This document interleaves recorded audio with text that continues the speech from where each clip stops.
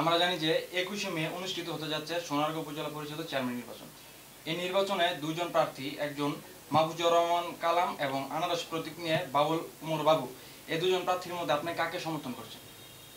ধন্যবাদ। আসলে উপজেলা নির্বাচনে আমরা 21শে মে আর মাত্র 2 দিন বাকি রয়েছে। এই নির্বাচনে আমরা আমাদের সোনারগাঁও উপজেলা আওয়ামী লীগ এবং সহযোগী সংগঠনের সকলে মিলে আমরা একত্রিত হয়ে আমাদের একটা সিদ্ধান্ত মোতাবেক আমরা জনাব বাবুল উমর বাবুকে আমরা আনারস প্রতীক নিয়ে আমরা তার পক্ষে কাজ করছি সোনারগাঁও উপজেলা আওয়ামী লীগ।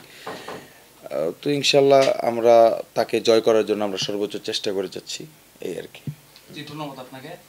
আপনার কাছে আমার 2 নম্বর প্রশ্ন হচ্ছে যে একজন রাজনীতিবিদ হিসেবে এই নির্বাচনে ভোটারদের উপস্থিতি কেমন থাকতে পারে বলে আপনি মনে করেন?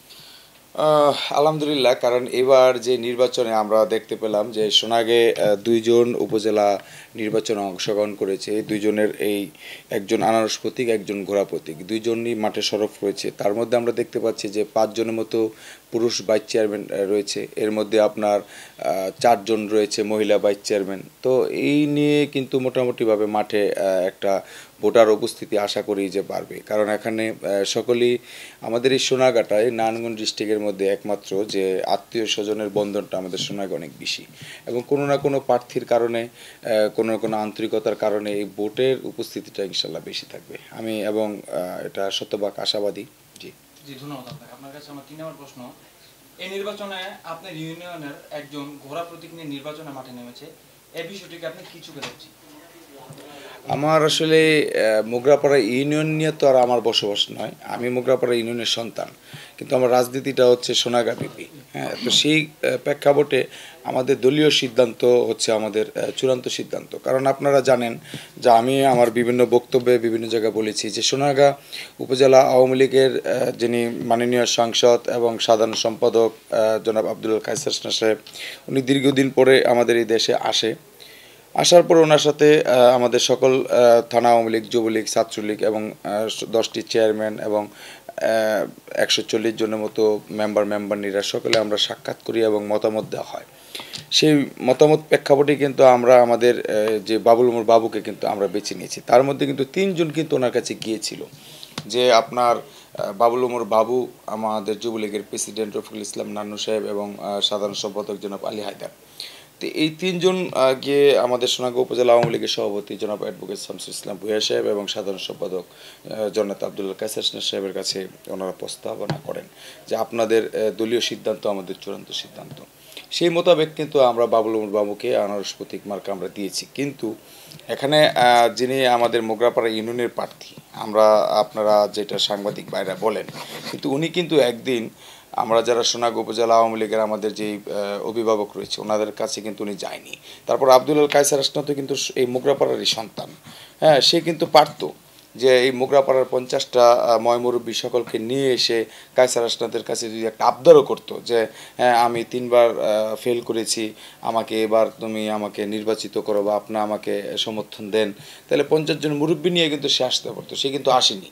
সে কিন্তু আসলে আমাদেরকে থানা আওয়ামী লীগ, যুবলীগ এবং আমাদেরকে সে কোনোভাবে পাত্তা দেয় না, এবং সে নিজেও একজন সবসময় রাজনৈতিকভাবে নিজেকে অনেক বড় মনে করে। তার 40 বছর রাজনৈতিক অভিজ্ঞতা, তার অনেক কিছু, কিন্তু আসলে সামাজিকভাবে তার কোনো অবদান নাই। কিন্তু তার একটি বিশাল সন্ত্রাস বাহিনী, ক্যাডার বাহিনী রয়েছে, যারা এই সোনাগের, যেমন আজকে আমি দেখতে পেলাম যে পৌরসভা থেকে কিছুদিন আগে পৌরসভা ছাত্রলীগের 2জন 40 লক্ষ টাকা মোবাইল ছিনতাইয়ের কারণে বহিষ্কৃত হয়েছিল।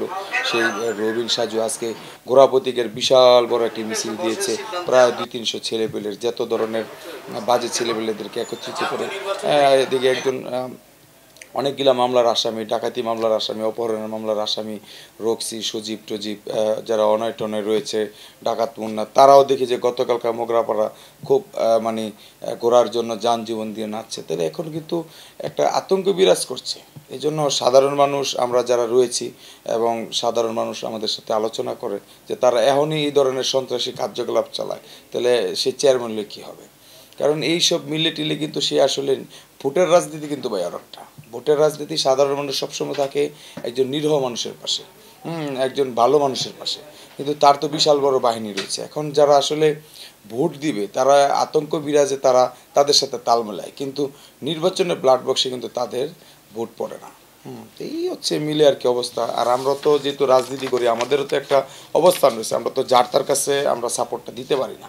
হ্যাঁ, আমাদের দলীয় সিদ্ধান্ত রয়েছে, আমাদের উপজেলা একটা আওয়ামী লীগের সিদ্ধান্ত রয়েছে। হ্যাঁ, আমরা সেই মোতাবেক আমরা কাজ করছি। জি, ধন্যবাদ আপনাকে। আপনার কাছে আমার শেষ প্রশ্ন হচ্ছে যে এই নির্বাচনটি কি অবাধ, সুষ্ঠু এবং নিরপেক্ষ হবে বলে আপনি মনে করেন? হ্যাঁ, ইনশাল্লাহ। আমাদের এই নির্বাচন আমি আগেও বলেছি, এখনও বলি, যেহেতু আমাদের মূল নির্বাচন তো জাতীয় সংসদ নির্বাচন, সেই জাতীয় সংসদ নির্বাচনে কিন্তু আমাদের শান্তি এবং সুন্দর এবং সুষ্ঠু হয়েছে। হ্যাঁ, এখানে কিন্তু আমাদের এই উপজেলা নির্বাচন তো আমাদের একজন উপজেলা গার্ডিয়ান রয়েছে কায়সার সাহেব, উনি সকলকে একদম কঠিনভাবে হুঁশিয়ারি দিয়েছে নির্বাচন সুষ্ঠু করার জন্য যা যা প্রয়োজন যত ধরনের সহযোগিতা তোমরা করবা। কারণ আমার অধীনে যদি কোনো উপজেলা নির্বাচন যদি কোনো রক্তপাত বা কোনো ধরনের বিশৃঙ্খলা হয়, এক পর্যায়ে কিন্তু এমপি সাহেবের উপরে কিন্তু আসবে। আর একটা পক্ষ তো রয়েছে ওনার যে এগেনেস্ট গ্রুপরা, যারা নৌকা থেকে মনোনয়ন পায়নি, যারা ছিটকে রয়েছে, তারা কিন্তু আজকে সকলে এক হয়েছে। হ্যাঁ, সেই 3বার যিনি উপজেলা থেকে ফেল করেছিলেন, আমাদের সেই মাহফুজুর রহমান কালাম গোড়া প্রতীক নিয়ে লড়ছে, সে তো আমাদের মাননীয় সংসদের নামে এমনি মিথ্যা অনেক অপবাদ, আমার নামে অনেক ধরনের অপবাদ দিয়ে যাচ্ছে। তো সেই ক্ষেত্রে আমাদের এমপি সাহেব একটি চ্যালেঞ্জ নিয়েছে এবং সোনাগাঁও উপজেলা আওয়ামী লীগ, যে আমরা এই নির্বাচনটা একদম শতভাগ সুষ্ঠু করার জন্য যা যা প্রয়োজন নিজেদের অর্থ সময় ব্যয় করে হলো আমরা নির্বাচনটা সুষ্ঠু করে দেবো।